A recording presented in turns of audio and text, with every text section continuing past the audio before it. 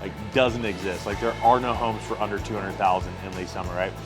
And we had a couple offers, and the one we accepted, they came back and asked for a few repairs, and my seller gave them the repairs, and they asked for closing costs too, and my seller agreed to that. So that's on the listing side. On the buying side, one of the agents on my team was just asking me 2 days ago, hey, here's kind of what my buyer is wanting as far as repairs. Like, this seems like a lot. And it was like 3 or 4 things. I was like, absolutely not. Ask for them all and just see what the seller comes back with. They might come back and say, hey, we'll give you 3 of the 4, or we'll give you 2 of the 4. And then we just kind of go back and forth from there and negotiate and see what we can get for the buyer in that situation. So it really just depends. You know, the Federal Reserve just increased the basis points by 75. Now the basis points are not, that is not the interest rate. They didn't raise interest rate, right?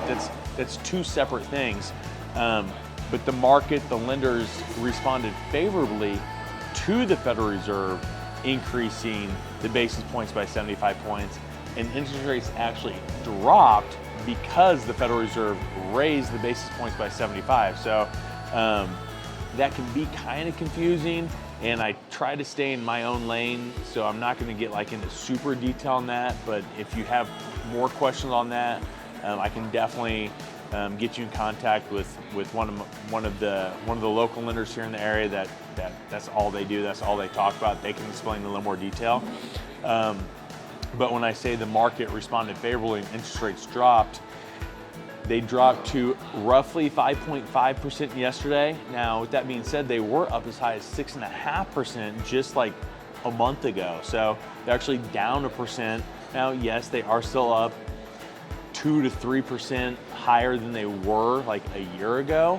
And we've kind of covered that before. That was really unrealistic to maintain forever. Like, you can't have 2.5% interest rates forever. 5.5 is still really, really good. And that also depends on your credit score, your debt to income ratio, and a couple of other things. So 5.5 would be the average for a 30-year loan right now. It may be higher than that depending on your specific situation. So again, you really just need to reach out to a lender and find out exactly where you would fall as far as interest rate when you're buying a home. Now, with all of that, or in addition to all of that, we are seeing more homes on the market right now. So fall of 2021, we were hitting about 4,300 homes on the weekends that were available for the entire MLS, which is 39 counties here in the Kansas City area. And that number dropped all the way down to 2,100 homes, or around 2,100 homes at the lowest point, okay? So like was almost half. And as of the end of July, again, 2022, we're over 5,000 homes available on the market. So really that just means buyers have more of a choice. Now, you're probably thinking 39 counties, that's a huge area, and it is. So really when we start talking about the greater Kansas City area, we're talking about Johnson County, Kansas on the Kansas side. And then from north to south, we got Platte County, Clay County, Jackson County, and Cass County. So in those 5 counties, the number of available homes is 3,500. So still a lot of homes for people to go out and look at. We're starting to see homes sit a little bit longer on the market. It's not 2 days for a median, it might be 3 or 4, maybe even 5 days on market. So again, increased number of homes available, increased median days on market, giving you more of a chance to go out and see multiple homes before you decide to place an offer on a property. And then again, we're seeing buyers getting closing costs, buyers negotiating repairs, and not as many multiple offers.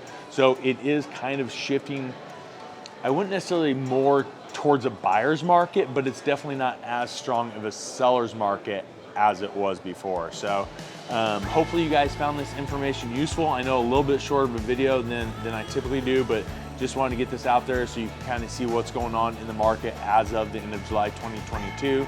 As always, if you have questions or you're wanting to go out and see properties, definitely reach out to me. All my contact information is below. I am a licensed realtor here in the state of Missouri and the state of Kansas with RE/MAX Realtors, and I would love to help you find your dream home. So until next time, I hope you have a great day.